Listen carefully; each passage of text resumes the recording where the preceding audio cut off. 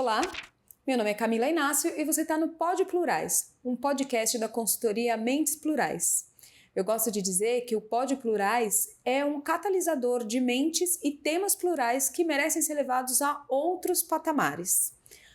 Vou te dar um exemplo. O tema de hoje é um tema que está pelo menos 500 anos atrasado para a gente discutir. Não só aqui no Pod, é óbvio, mas no Brasil. Hoje a gente vai falar sobre os povos originários no Brasil. É um tema, bom, a gente está gravando no mês de abril, é um tema que merece ser discutido em todos os outros meses, assim como os temas do calendário de diversidade. Mas a gente não pode deixar passar o mês sem falar sobre esse tema tão importante. E é por isso que a gente veio aqui hoje. Antes de eu abrir a mesa, antes de eu chamar a nossa convidada mais que especial, eu tenho 2 recados. O primeiro, eu preciso agradecer a Ben & Jerry's, nosso parceiro. Já tem um tempo, quem conhece, quem assiste o pod já sabe que a Ben & Jerry's está presente com a gente aqui no estúdio. Daqui a pouco eu vou falar um pouco mais sobre essa marca tão especial. Obrigada, Ben & Jerry's. O programa está mais gostoso porque vocês estão aqui com a gente. O segundo recado é, se você ainda não segue a gente, agora é a hora. Já se inscreve aqui no canal, curte esse vídeo, salva, compartilha, deixe seus comentários, enfim. Como eu disse, são temas muito importantes para ficarem só aqui. Tem que levar para frente. E agora sim, gente, eu vou aproveitar esse momento, vou me audiodescrever como eu sempre faço. Eu sou uma mulher negra, tô sentada aqui com os meus cabelos soltos, bem armados, meu cabelo loiro. Tô com óculos de armação, meu óculos de sempre, com armação dourada, bem grande. Meu batom vermelho, que eu uso todos os programas. Tô com um brinco, uma argola dourada, bem grande hoje. Sentada aqui com uma regata branca, um blazerzinho creme e uma saia marrom. Em frente à nossa mesa tradicional de podcast, com um microfone bastante característico. E é isso, acho que agora estamos todos na mesma página, já estamos todos os recados importantes já foram dados. Vamos ao conteúdo, né? Vamos ao que interessa. Vou chamar a nossa convidada mais do que especial, Luma Prado, para trazer aqui pra gente todo o conhecimento, toda essa história e tudo que a gente... Juro, em 15 minutos aqui de que a gente ficou conversando antes de começar a gravar, eu já tive tantas lições, já pedi tantas desculpas. Nossa, eu não sabia, me desculpa. Nossa, eu não sabia, me desculpa. Então, acho que esse programa vai ser um programa que eu vou me desculpar muito, mas eu vou aprender demais. Obrigada, Luma, por ter vindo. Estou muito contente em te receber aqui. Boa noite, gente. Obrigada, Camila. Agradeço muito o convite, né? É sempre muito bom vir falar para mais gente sobre as histórias indígenas, que é um tema um tanto... esquecido, né, nos livros didáticos, na sociedade em geral, então é sempre um prazer. Muito obrigada. Imagina, eu que agradeço de fato. Realmente é um tema muito esquecido. Vou pedir para você se descrever e contar pra gente quem é você dentro e fora do LinkedIn. Então, minha audiodescrição, né, eu sou uma mulher parda, portanto negra, tenho cabelos cacheados, um pouquinho abaixo do ombro, uso óculos, uma cor meio marrom, tô com um batom escuro e tô com um brinco lindo que é ticuna, que é um povo indígena da Amazônia, uma blusa verde e calça marrom. Ótimo! E quem é você dentro e fora do LinkedIn? Bom, eu sou, como você já falou, historiadora, né? Trabalho com história indígena, eu pesquiso o tema já tem mais de 15 anos, ficando velho. E eu tenho um mestrado sobre história da escravidão indígena e da resistência ao cativeiro de mulheres indígenas na Amazônia, no século XVIII, que foi recentemente publicado em livro pela editora Elefante, com o título de Cativas Litigantes. Então, eu trabalho com indigenismo, eu procuro trabalhar tanto dentro da academia quanto fora, apoiando, né, os povos indígenas e suas lutas, que eu acredito que são lutas de todo mundo, na verdade, né, porque eles estão segurando o céu, né, como Davi Copenaua fala, e para a gente continuar a viver na Terra, a gente vai ter, sim, que apoiar as lutas dos povos indígenas. E, além disso, eu sou mineira de Itaiandu, que é uma cidade de 15 mil habitantes no sul de Minas, mas moro em São Paulo desde que eu vim cursar universidade, né, eu vim fazer USP, desde 2008, e pensando na trajetória, na história da minha família, né? Eu acho que a minha história é muito comum, a de muitos brasileiros, né? Que tem uma ligação com a terra. Então, o meu avô, a família dos meus avós era camponesa, mas a gente tem esse apagamento em relação à origem étnica, né? Uhum. Então, meu avô, ele contava que a avó dele tinha sido pega a laço, que são histórias de muita violência que a gente sempre escuta, né? E ao mesmo tempo, ela sabia muito das plantas, né? Era uma mestra desses saberes das plantas, mas a gente não sabe de qual povo que ela pertencia, né? Lá na região tem muito puri, que é um povo indígena que existe ainda hoje, mas que sofreu muito com a expansão do café no Vale do Paraíba, que é o sul de Minas, ali do lado do Vale do Paraíba. Mas a gente não sabe, né? Reconstituir esse fio. E ao mesmo tempo ele nasceu num lugar que chama Quilombo, que é um bairro rural de Itamonte, mas também não é uma área titulada, né? Não é uma área reconhecida como quilombola, mas possivelmente foi uma área de fugitivos e que a gente não tem esse conhecimento, registro, né? esse registro. Que as histórias dos povos subalternizados não tem muita documentação escrita, né? Então é uma dificuldade muitas vezes, aliada a uma política de Estado de apagamento, né? De dizer que a gente é uma sociedade de aliança, né? Uma sociedade de acomodação, de paz. Isso apaga um pouco os conflitos, né? Apaga muito, muito, na verdade, os conflitos, né? Então, enfim, acho que é um pouco daí que eu falo. Eu sempre me interessei por história indígena. Acho que tem um pouco a ver com morar em uma região que sofreu muito, né? Que os povos dali, hoje em dia, você olha para o sul de Minas, não tem terra indígena demarcada, né? Então, eu acho que, de alguma maneira, eu fui estudar a história indígena na Amazônia numa perspectiva de tentar entender essas outras perspectivas, outros modos de vida e também entender como é que eles ainda lutam e resistem tanto ao avanço do modo de produção capitalista, né? Ao Estado brasileiro e tudo mais. Bom, sem eu trazer aqui, você já respondeu a minha primeira pergunta, que era exatamente isso. Eu queria entender qual a sua origem e da onde você fez essa ponte para se debruçar sobre a história indígena, sendo que não é um caminho... não é um caminho muito óbvio, né?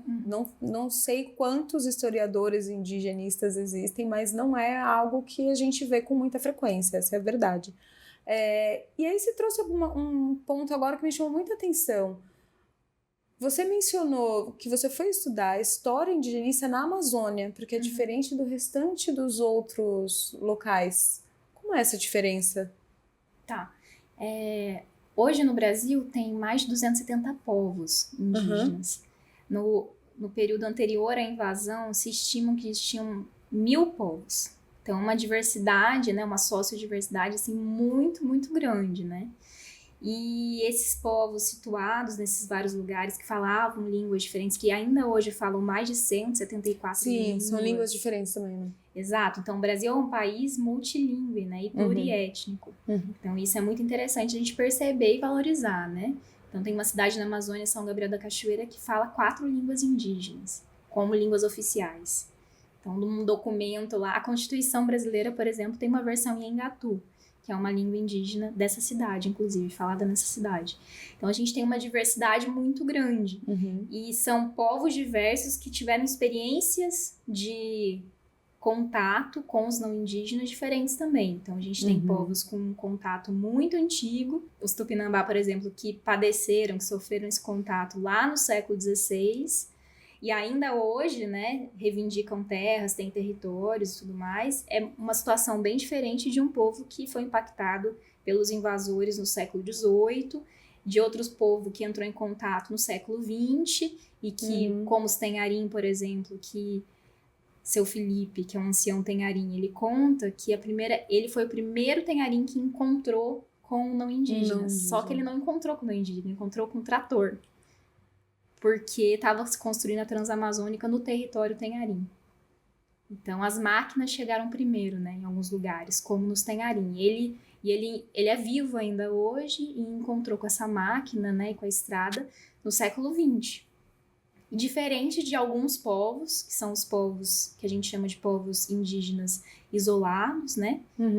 Que eles ainda, ou eles já tiveram contato muito bruto, muito violento, muito traumático, que fizeram com que eles se deslocassem para outros lugares e fugissem do estado, do não indígena, né? Ou então, geralmente é essa questão, né? Então eu vou voltar aqui só para falar dos isolados, que é um pouco difícil de explicar, porque não é que eles nunca tiveram contato com os não indígenas. É que geralmente eles tiveram contato traumático e uma parte do povo ali resolveu se recuar, se isolar. E aí, hoje em dia, o Brasil é o país que tem mais registros de povos isolados. Então, se eu não me engano, acho que são cerca de 115 registros desses povos. E são povos que muitas vezes estão acuados, né? Porque tá ali os segmentos da sociedade nacional, seja indústria, a agricultura, ao redor estão cercando esses povos, né? E desde 1987, se eu não me engano, a política adotada pelo Estado brasileiro é de não contato. Então, eles têm o direito, porque eles decidiram politicamente que eles não queriam ser contatados, né? Ter uma relação constante com os não indígenas. E o Estado brasileiro tem que defender essa escolha. Então, precisa não contatá-los, né? Não forçar o contato, como muitas vezes foi feito na história do Brasil, né? Sim. A ditadura foi um desses momentos em que vários povos que eram povos isolados, né? Que não tinham esse contato frequente, foram forçosamente contatados. Aí teve epidemia, ainda teve mais, morte, enfim. Voltando um pouco, Luma, antes da gente chegar nesse ponto, que é um ponto que também eu estudando aqui, fazendo a lição de casa para construir nossa conversa, nosso roteiro, me esbarrei nessa construção e também é algo que a gente vai trazer, mas queria voltar um pouco e trazer aqui que aprendi com o professor Krenak que os povos indígenas já estavam presentes aqui no Brasil, mas muitos milhares de anos antes da invasão. Como esses povos conviviam entre si? Como era? Porque assim, a gente sabe, igual você está falando agora, se hoje em dia a gente tem essa quantidade que quando você comenta, acho que pro coletivo imaginário parece que é muito, né? Porque a gente não tá, eu não sei quem, os não indígenas, como você fala, né? Somos nós, a gente não para pensar na existência desses povos cotidianamente. Essa é a verdade. Então, quando a gente fala, nossa, tem mais de 300 povos, tem 100, mais de 200 línguas, tem mais de 100 povos que são isolados, parece que é muito, mas não, né? Quando a gente pega 500 anos atrás, esse número era muito maior. Hoje em dia a gente tem uma população, se não me engano, é 0,83% de indígenas no Brasil, né? Enquanto antes, 100%. Como eles conviviam a essa época? Como que era essa construção de sociedade? Era complexo, né? Não era simples. Total. As estimativas, a arqueologia contribui muito, né, para a gente entender sobre esse passado, né, essa história antiga do Brasil, né, e saber que, nem do Brasil, desse território que hoje a gente chama de Brasil, né, e saber que esses povos habitavam essa região, esse território, há pelo menos 10 mil anos atrás, é de uma riqueza muito grande, uma potência muito grande, né? Faz com que a gente repense sobre o que é monumento, o que constitui o nosso passado, né? Eu me explico melhor. Então, se a gente valoriza tanto muitas vezes, né? As pirâmides do Egito, os templos, se a gente valoriza muito as pirâmides do Egito, os templos gregos, a gente precisa também olhar para as florestas, por exemplo, como monumentos construídos pelos povos indígenas. Então, os biomas brasileiros, eles têm gente dentro e sempre teve gente dentro. Então, a arqueologia, por exemplo, os estudos do Eduardo Góes Neves, que é um arqueólogo professor da USP, revelam que a floresta, ela foi cocriada pelos povos indígenas. Então, uma política conservacionista que tira os indígenas, os quilombolas, as populações tradicionais das florestas, dos biomas, do Pantanal, da Caatinga, ela é uma política que está ultrapassada. Porque só existe floresta porque existem esses povos que estão cuidando da floresta. Então, a gente tem dados recentes, por exemplo, de que 5% da população mundial é indígena, responsável pela... eles administram 25% do território terrestre, dão conta da sobrevivência, né? Enfim, do resguardo, da proteção de 80% da biodiversidade mundial. Uhum. Então, o papel dessas populações, não só os indígenas, mas as comunidades tradicionais, ele é fundamental. Uhum. E isso faz com que a gente repense, né, no que é monumento. Não é só um monumento ali construído, né, no sentido de prédios, edificações, mas é um monumento vivo, né, que são as florestas. O imaginário coletivo faz a gente pensar, quando você fala monumento, a gente pensa no prédio, né? É difícil a gente pensar, não faz parte, né, do habitual. Acho que, como você bem mencionou, e acho que é algo que a gente pensa com muita naturalidade, que a história que a gente aprendeu na escola não necessariamente reflete 100% da verdade, né? Então, acho que essa construção é muito importante. Uma coisa que eu acho importante a gente dizer, que estava louca para te perguntar, a gente aprendeu na escola que, bom, o Brasil foi invadido, na verdade a gente aprendeu que foi descoberto, agora a gente sabe que ele foi invadido, mas esse acontecimento aí parece que ficou super raso. Não vou falar nem nebuloso, é raso mesmo.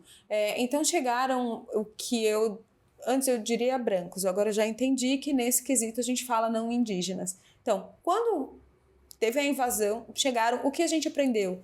Que a população indígena que estava aqui sucumbiu às doenças, era uma população, isso a gente sabe, né? Invasão, a população foi morrendo, quem não morreu ganhou ali o espelhinho, foi batizado, foi catequizado, foi integrado na sociedade, na nova sociedade proposta, entre aspas, né? E tudo bem. A gente não aprendeu sobre a escravização indígena, sobre qual foi o real impacto, sobre todo esse processo. Conta um pouco pra gente, porque, como você disse na sua apresentação, esse é um tema de muita pesquisa, né? Essa é uma história muito profunda, muito importante e muito pouco difundida. Conta um pouco pra gente. A escravidão indígena, ela teve presente desde o primeiro capítulo ali da colonização, né? Então, você tem o que a gente aprende na escola, né? Os ciclos econômicos, o ciclo ali do pau-brasil, da exploração do pau-brasil, ele foi feito a partir do trabalho indígena. Primeiro, o que a gente chama às vezes de escambo, né? Que seria uma troca, mas imediatamente depois, um trabalho forçado, um trabalho de escravizados. Você vê a escravidão indígena tanto na prática dos colonos, quanto aparecendo na legislação portuguesa, legislação colonial, desde o século XVI. E depois desse período de exploração da mão de obra no pau-brasil, até as primeiras 3 décadas do século XVII, então até 1630, a principal mão de obra escravizada nas plantations de cana-de-açúcar era indígena. Não era negra. E durante algum tempo elas conviveram. E a gente tem a escravidão indígena sendo a principal mão de obra, o trabalho indígena, tanto o escravizado quanto o seu oposto, que na época não era o trabalho livre, mas o livre compulsório, porque eles eram os indígenas que foram inseridos na sociedade colonial, né, mais ou menos forçadamente, mas em geral muito forçadamente, eles tinham a obrigação de trabalhar. Seja na forma de escravizados, seja na forma de aldeados, que eram os indígenas dos aldeamentos missionários.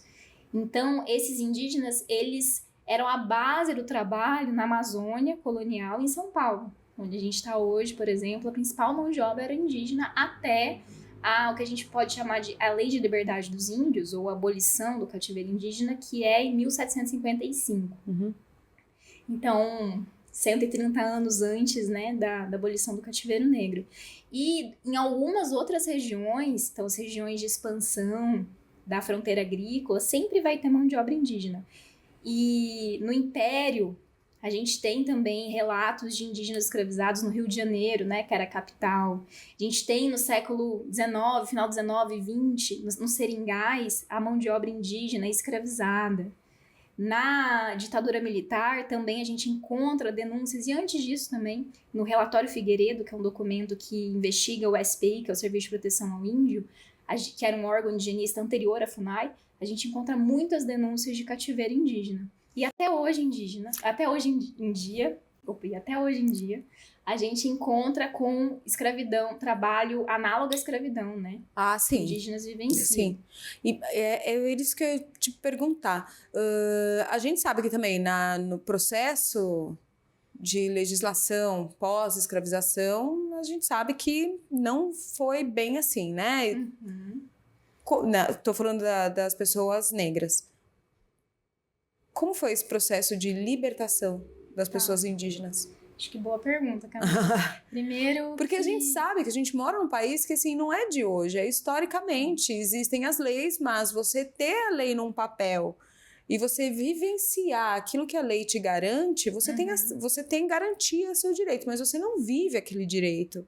E isso não é de hoje. Como que foi essa construção lá em 1755?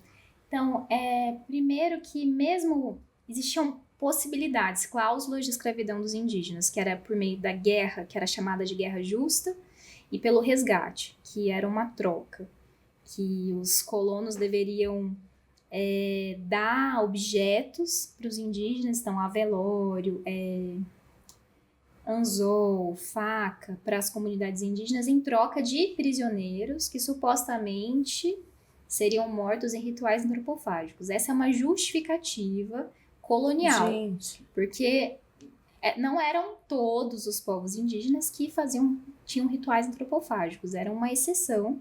E essa foi uma justificativa empregada pelos colonizadores para poder escravizar. Porque eles precisavam ter justificativas. E eles usavam essa justificativa para a escravização geral e restrita. E tem relatos de época na Amazônia que indica que 80% da escravização na Amazônia era ilegal, já no período da legalidade. Então, com a lei de liberdade, primeiro que não foram todos os indígenas libertos nessa lei. Então, na letra da lei está escrito, exceto os indígenas filhos de mulheres negras.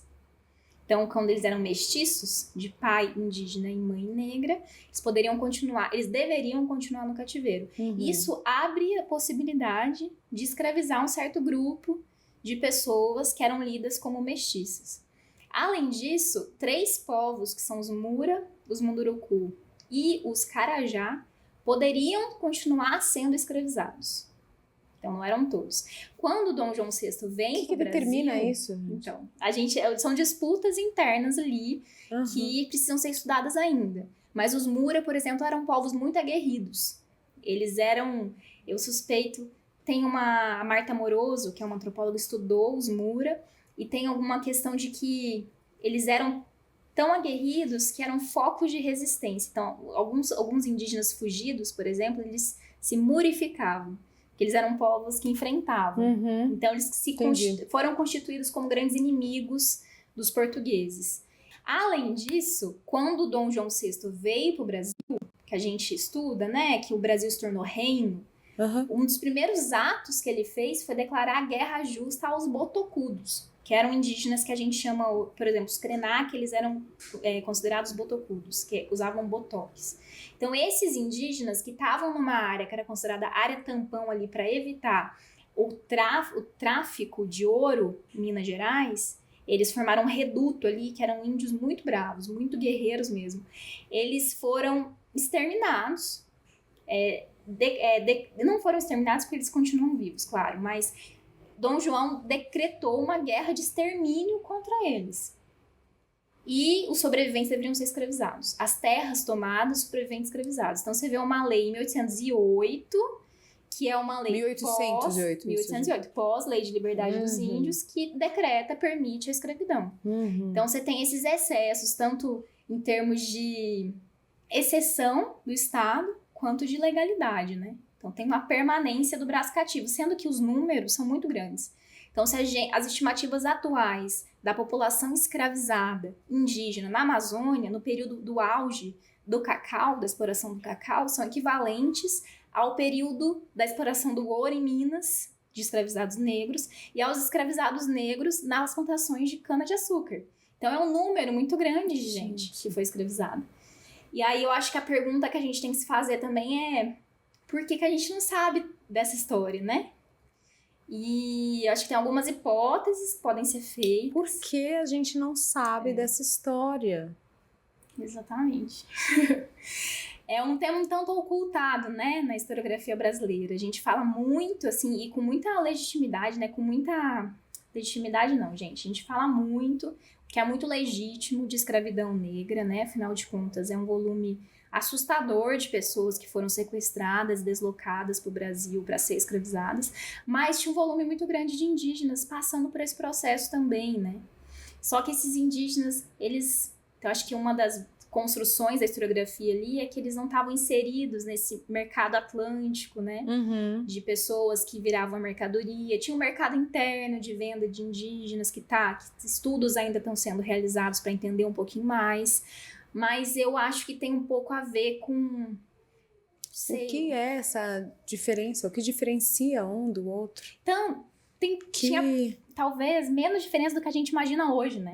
Tanto que sem dúvida. Relatos de época que chamam os indígenas escravizados de negros da terra.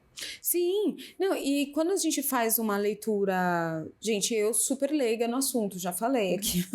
Mas quando a gente faz essa leitura externa e bem macro, assim, uma visão bem macro, você pega o cenário. Escravização de pessoas, ponto.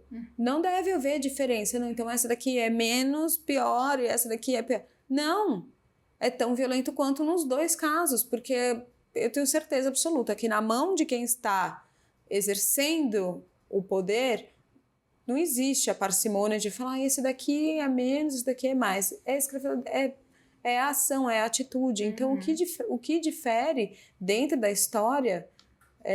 essa visão, né, de contar com tanta riqueza, com tanto detalhe, ainda que sejam horríveis, mas de um e de outro ficar... Então, assim, a sensação que eu tenho é que tá... Aí sim, nesse caso, sim, nebuloso. Nebuloso, a gente sabe muito pouco. Eu acho que tem a ver, claro, com os historiadores, né? O campo da história... da história indígena de uma perspectiva mais crítica, que considera os indígenas como sujeitos históricos, que estão inseridos no contexto desfavorável, enfim, mas que tem uma agência, tem proposição, ele é mais recente. Então o primeiro livro, que chama História dos Índios no Brasil, que é uma coletânea de artigos organizada pela antropóloga Manuela Carneiro da Cunha, ele é de 1992. Então é um marco, assim, dessa nova perspectiva de construção de história. Se precisou fazer um inventário da documentação disponível para fazer história, porque história é uma ciência, né? Que a gente se vale de documentos, que são esses resquícios do passado. E durante algum tempo, os historiadores diziam que não cabia muita história falar de indígenas, mas mais a etnografia. Isso é uma frase até do Verhagen, que é um historiador brasileiro, que enfim, no seu livro História do Brasil, ele diz isso, que os indígenas não tinham história, só tinham etnografia. Por quê? Porque se dizia que não tinham fontes documentais para escrever essa história, porque as fontes são fontes escritas pelos colonizadores, né? Então precisou ter uma revolução assim na disciplina, uma mudança de compreensão, de passar a falar que não, existem sim fontes, essas fontes foram muitas vezes escritas por colonizadores, mas é possível fazer uma leitura contrapelo, que o Walter Benjamin indica, que a gente lê nas entrelinhas. A gente lê, tem fontes, por exemplo, as que eu estudei, de litigantes, de mulheres escravizadas, que pediam para ficar livres nos tribunais. Quero saber sobre isso. Quero saber. Mas antes da gente entrar nesse lugar, eu vou puxar o momento pedaçudo. Porque quando a gente começar a falar, acho que agora se a gente pode chegar na importância das litigantes nesse processo todo, e a importância das mulheres nesse processo de libertação da escravização indígena, aí sim acho que eu vou puxar o momento pedaçudo, porque é um tema quente.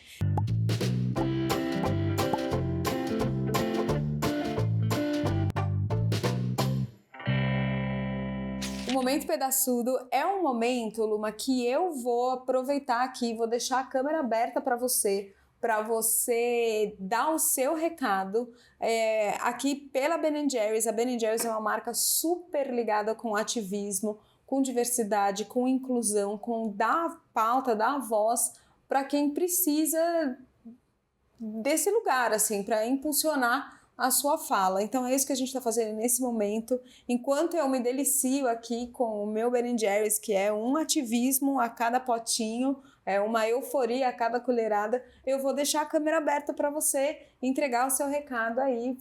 Por favor, fica à vontade.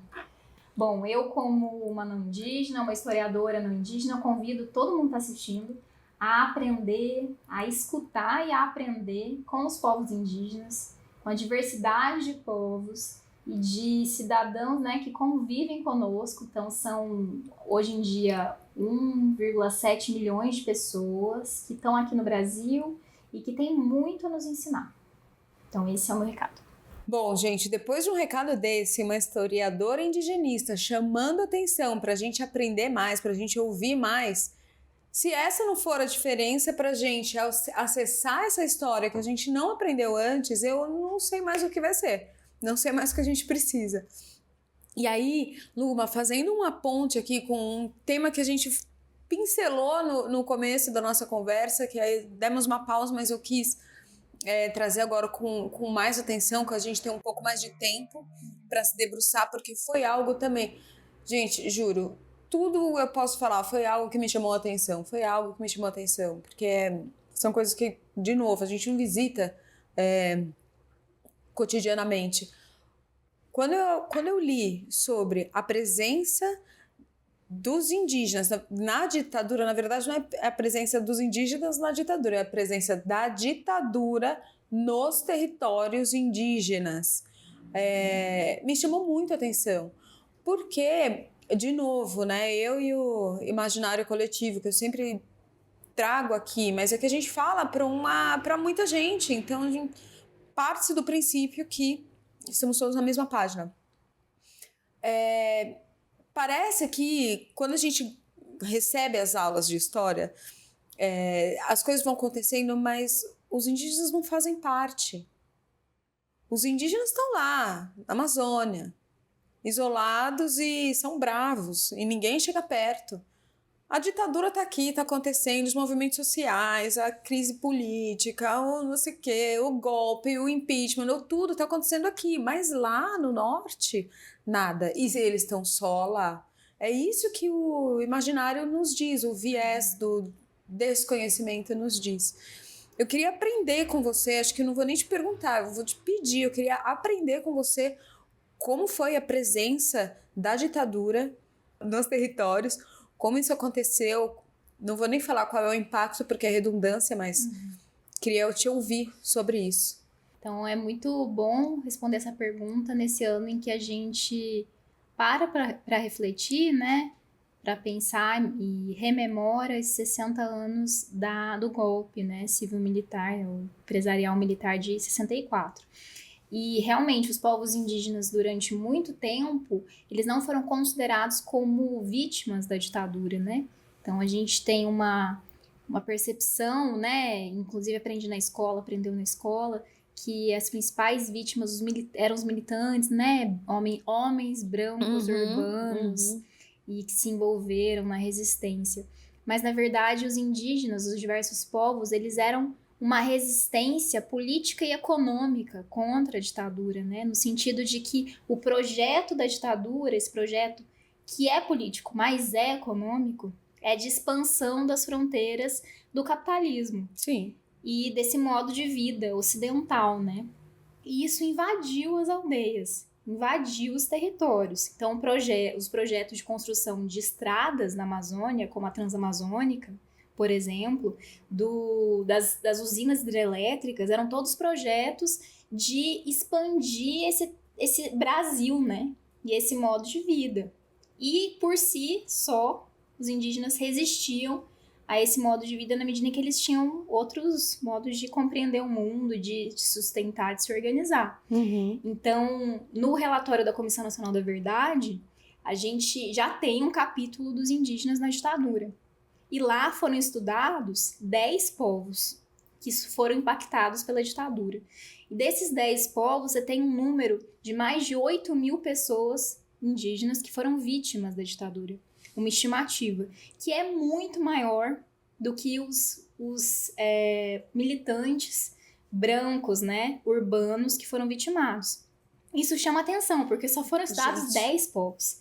Então, se a gente tem 270 ou 300, como o IBGE diz, 305, imagina a quantidade de gente que não foi morta, não foi deslocada forçadamente do seu território.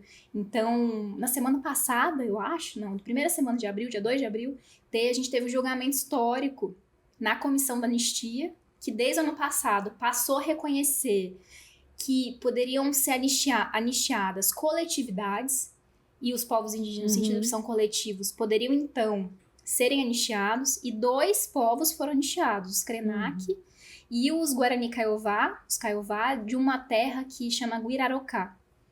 E esses povos foram anistiados por quê? Porque no território Krenak foi instalado um presídio, que chamava Reformatório Krenak, em que indígenas resistentes de vários lugares do país, de vários povos, foram levados para lá para serem ensinados a serem soldados do regime.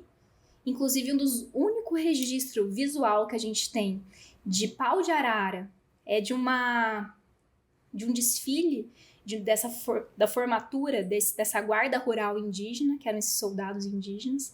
Pau de arara é aquela tortura, né? Então, você vê como é que o Estado foi muito violento com esses povos. Então, tem relatos, tem um filme que chama Resplendor, um documentário sobre os Krenak, que eles trazem essas amarguras que eles sofreram ali, né? E muita tortura, casamento forçado, enfim, todo tipo de atrocidade que a gente pode imaginar. E os Guarani Kaiowá, eles foram anistiados porque eles foram deslocados do seu território sagrado, ancestral, para, se eu não me engano, estabelecimento de uma fazenda que tinha financiamento do Estado na época.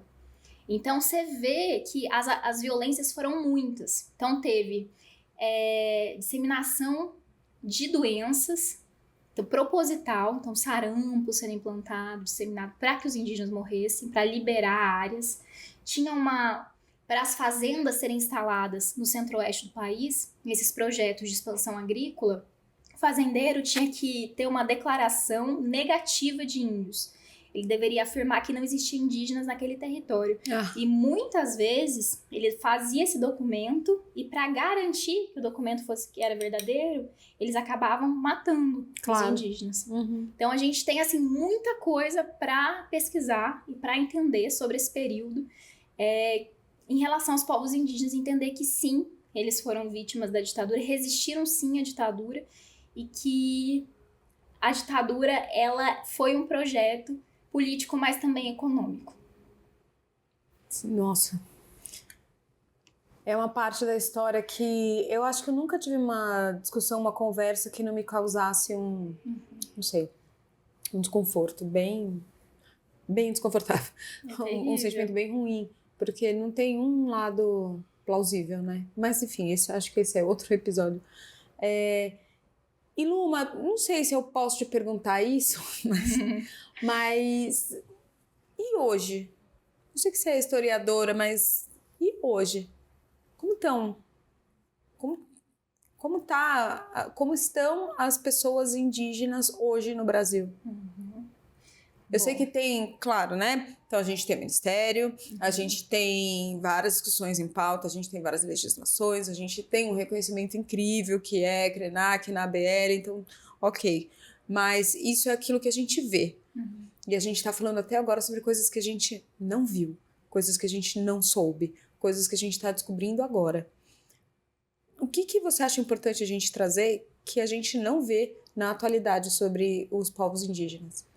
Bom, acho que essa é uma pergunta difícil, né? Porque a gente já conhece pouco, né? Então tem muita coisa que a gente não vê mesmo.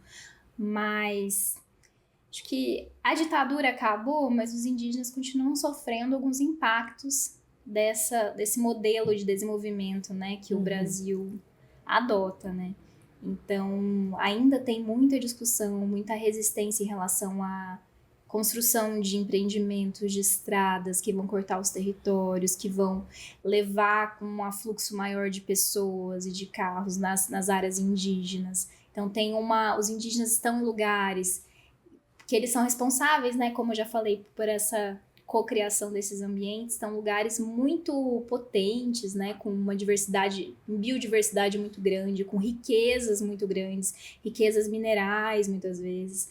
Então tem conflitos em áreas como dos Mura contra a exploração de potássio em seus territórios. Então tem mineração, né, na terra indígena Yanomami, em outros territórios indígenas. Então tem um conflito, né, entre esses interesses do mercado e, ao mesmo tempo, a autonomia desses povos que estão nos seus territórios, têm o direito de levar uma vida que não necessariamente tem interesse em explorar economicamente essas riquezas, né? Que eles nem... Porque riqueza é uma palavra, né, muito nossa também, Sim, né? sim. Então, essa eu acho que é uma faceta dessa resistência frente a grandes projetos, a projetos predatórios, esse capitalismo mais predatório. Ao mesmo tempo, você encontra com indígenas em todos os lugares hoje, né? É só a gente procurar, né? Abrir os olhos e procurar por artistas indígenas contemporâneos, que a gente, na Bienal de Veneza agora, que vai começar essa semana, a gente tem um pavilhão com a Glicéria Tupinambá, o Gustavo Caboclo, o Denilson Baniwa, que são artistas indígenas. Na Bienal de São Paulo, né, do ano passado também, a gente tem uma presença muito grande de artistas indígenas. Tem professores universitários indígenas, antropólogos indígenas que revisitam tudo, que passam a investigar os não indígenas, por exemplo, e a olhar para a tradição que foi feita em relação a eles, né, de pesquisa, e falar, agora eu sou indígena e pesquisador. Que bom. Então eles estão em todos os lugares realmente. Então tem um coletivo de cineastas indígenas que se chama Rede Catarririne, só de mulheres indígenas cineastas. Então estão produzindo muito e, enfim, é só a gente ter essa perspectiva de procurar também. São Paulo, agora eu não sei o dado específico do censo que não saiu ainda, mas é uma das cidades com maior população indígena no Brasil. Acho que era a 4ª cidade em 2010, agora eu não sei exatamente como tá, mas tem muitos indígenas aqui no território. Então a gente tem as terras indígenas dos Guarani, tem uma área de concentração do povo Pancararu, né, da Clarice Pancararu, inclusive. A gente tem acho que aldeia multiétnica em Guarulhos. E tem indígenas que migram, como eu, né, que migrei para estudar, para, enfim, fortalecer seu povo e voltar depois e tudo mais. Então, acho que a gente tem que começar a olhar mais e procurar mais. Concordo. É o recado que você já deu, né? Temos que olhar ao redor, escutar mais, aprender mais. E aí, eu tenho uma pergunta ainda para fazer, mas acho que a gente precisa voltar num ponto que não foi coberto.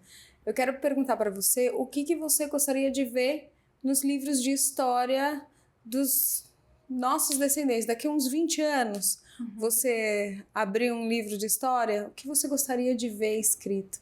Bom, os historiadores, a gente consegue reescrever o passado, né? A partir das novas fontes, de novas questões, de novos problemas. E também a gente consegue reescrever os livros de história. Então, esse é um movimento que está muito estimulado desde a Lei 11.645, né, que determinou o ensino de história africana, afro-brasileira, mas também indígena nas escolas. Então, desde então, muita coisa vem sendo feita. Eu acho que melhorou. Acho que não é mais só os indígenas ali, como você bem falou, né? Nesse momento da invasão e depois parece que some, que a gente não encontra mais, né? Então, eu acredito que todos esses estudos, essas pesquisas, essa nova história indígena, esse estímulo à produção de material didático que aborde a temática indígena, né, faz com que a história essas lacunas, elas sejam supridas e seja preenchida com essa presença indígena. Então, hoje em dia, a gente consegue reescrever um livro de história com indígenas em todos os capítulos, né? E não só com os indígenas como apenas sendo impactados e sofrendo a violência, a colonização, as epidemias, as guerras, né, que ainda hoje acontecem, mas também como resistentes. Então, sempre nesse lugar de tá pensando uma forma de resistir, como as cativas que resistiam pelos tribunais. Então, elas imaginam, no século XVIII, indígenas que foram sequestradas de seus territórios, separadas de suas comunidades, levadas forçadamente para São Luís do Maranhão, para Belém do Pará, que aprenderam a língua portuguesa, que aprenderam a intrincada linguagem jurídica, né, colonial ali, entenderam que existia uma lei que regulava o cativeiro e denunciaram os seus senhores, os seus proprietários dos tribunais, para dizer que eles tinham escravizado ilegalmente.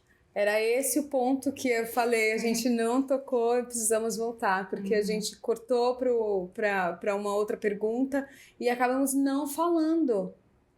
Falando. Que é incrível, é um ato um tanto extraordinário, né? E você tem um livro sobre isso. Sim, chama Cativas Litigantes, Demandas Indígenas por Liberdade na Amazônia Colonial, né? 1706 a 1759. E eu conto um pouco dessas trajetórias, tanto como elas foram escravizadas, quanto elas chegando no tribunal e denunciando, né, o seu inimigo, que era o seu senhor, né? E convivendo com eles durante o julgamento, né, o processo inteiro, e na maioria das vezes conseguiram a liberdade ali, né? Conseguiram mostrar que o senhor tinha escravizado legalmente, que elas tinham direito, olha só, tinham direito colonial à liberdade. Uma forma muito perspicaz de resistência, né? Resistir ali pelas frestas, né? E a gente não... E elas antecedem, inclusive, os advogados afrodiaspóricos, né? A gente conhece bastante Luiz Gama, né? Que é no século XIX que ele atua. Mas essas indígenas litigantes que moveram ações por si, ou via procurador dos índios, que era um cargo que existia, e pediam liberdade para si e para os seus filhos, elas já fizeram isso desde o século XVIII. Olha só. É incrível. Que história incrível. E é uma história muito da força dessas mulheres, né? Que nas situações mais adversas conseguiram ali achar um caminho e conquistar melhores condições. Às vezes não era nem sair do cativeiro, mas era conseguir manter a família unida, conseguir um serviço ali melhor, que não fosse, enfim, tão, sei lá, exaustivo, que elas não desgostassem tanto de fazer. Incrível, incrível. Me conta, tem algum ponto que seja importante para as pessoas entenderem um pouco mais, ou saberem um pouco mais, ou pelo menos saberem onde ir buscar mais informações? Que seja legal usar esse espaço aqui para deixar claro? Eu acho que um ponto importante da gente sempre considerar, né, é essa questão da diversidade dos povos que eu já falei, de não usar índio no singular, falar assim, o índio genérico.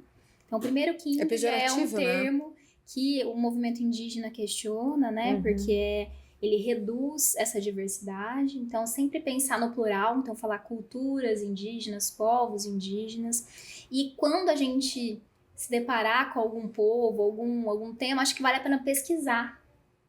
Então, tem a Enciclopédia dos Povos Indígenas no Brasil, que é feita pelo Instituto Socioambiental, que é onde eu trabalho, por exemplo, que tem verbetes sobre vários e vários povos indígenas no Brasil.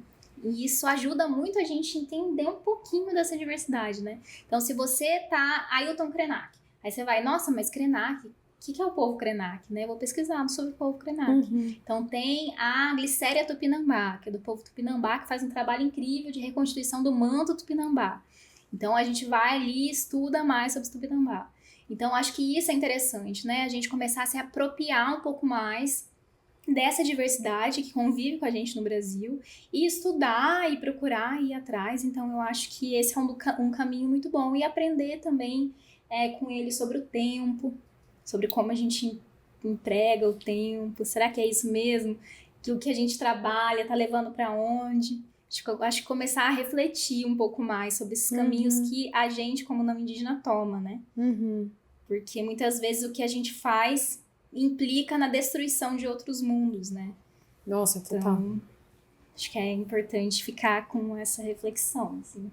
Que eu procuro tomar pra mim, né? E que eu acho que pode ser produtiva também. Que visão incrível. Olha, depois de ouvir isso, eu ainda ia te perguntar sobre um sonho que você gostaria de deixar, porque é o momento Luther King aqui, que a gente sempre encerra o pódio com esse momento de deixar um pensamento, algo evolutivo, algo que seja uma prospecção. Mas você já falou tantas coisas, nem sei se pensa. O que eu pensaria para esse momento, de assim, o que eu desejo para o futuro? Eu tenho um sonho, uma prospecção. É algo assim, a gente tá mais perto no futuro do que a gente tá, de como a gente era no passado.